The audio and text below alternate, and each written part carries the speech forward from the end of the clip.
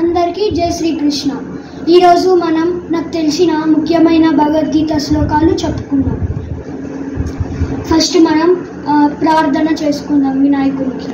శుక్లాంబరధరం విష్ణుం శశివర్ణం చతుర్భుజం ప్రసన్నవదనం ధ్యాయే సర్వవిఘ్నోపశాంతయే అగజానన పద్మార్గం గజానన మహర్నిశం అనేకదంతం భక్తానాం ఏకదంతం ఉపాస్మహే వక్రతుండామయ మహాకాయ కోటి సూర్య సమప్రభ నిర్విఘ్నం కురు మే దేవ సర్వకార్యేషు సర్వదా. గురుర్బ్రహ్మా గురుర్విష్ణు గురుర్దేవో మహేశ్వరః గురుర్ సాక్షాత్ పరబ్రహ్మ తస్మై శ్రీ గురవే నమః. మనం ఫస్ట్ భగవద్గీత శ్లోకాలు చెప్పుకునే ముందు గీతాంజలి చెప్పాలి. గీతా కల్పతరుం భజే భగవతా కృష్ణేన సంరోపితం వేదవ్యాస వివర్ధితం శృతిశిరో బీజం ప్రబోధాకురం నానాశాస్త్రరహస్య శాకమరతి శాంతి ప్రవాలాంకితం కృష్ణాంగ్రీభక్తిదయతి పుష్పసురభిం మోక్షప్రదం జ్ఞానినాం.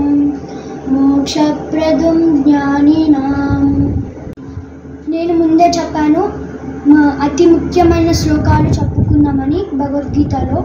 అందుకోసం ఇప్పుడు మనం 2వ అధ్యాయం 3వ శ్లోకం చెప్పుకుందాం. శ్రీకృష్ణ పరమాత్మనే నమః. శ్రీ భగవాన్ ఉవాచ క్లైబ్యం మాస్మగమ పార్థ నైతత్వయుపపద్యతే క్షుద్రం హృదయ దౌర్బల్యం తత్యోతిష్ట పరంతప. మళ్ళీ నేను ఇంకొకసారి చెప్తున్నాను.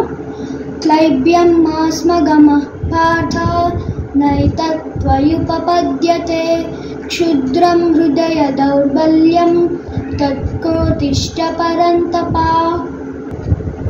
ఇప్పుడు ఇక్కడ శ్రీకృష్ణ పరమాత్ములు చెప్తున్నారు, అర్జున నువ్వు భయపడకు, నువ్వు యుద్ధం చేయడానికి వచ్చావు, యుద్ధమే చెయ్యి, ఎవరి ధర్మం వాళ్ళే చేస్తారు.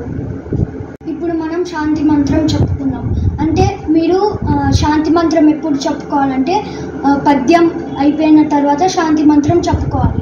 అంటే మీరు రోజుకు ఒకటే శ్లోకం చెప్పుకుంటే ముందు వినాయకుని శ్లోకం, తర్వాత శాంతి మంత్రం.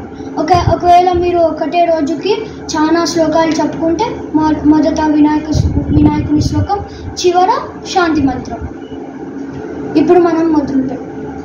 త్రయంబకం యజామహే సుగంధిం పుష్టివర్ధనం ఉర్వారుకనివ బంధనాత్ మృత్యోర్మోక్షీయమామృతాత్ యదాక్షర పదభ్రష్టం మాత్రహీనం చ యద్భవేత్ తత్సర్వం క్షమయేత్ మా దేవ నారాయణ నమోస్తుతే. ఓమా సద్గమయ తమసోమా జ్యోతిర్గమయ మృత్యోర్మా అమృతం గమయ. ఓం శాంతి శాంతి శాంతి. లోకా సమస్త సుఖినో భవంతు. సర్వే జనా సుఖినో భవంతు.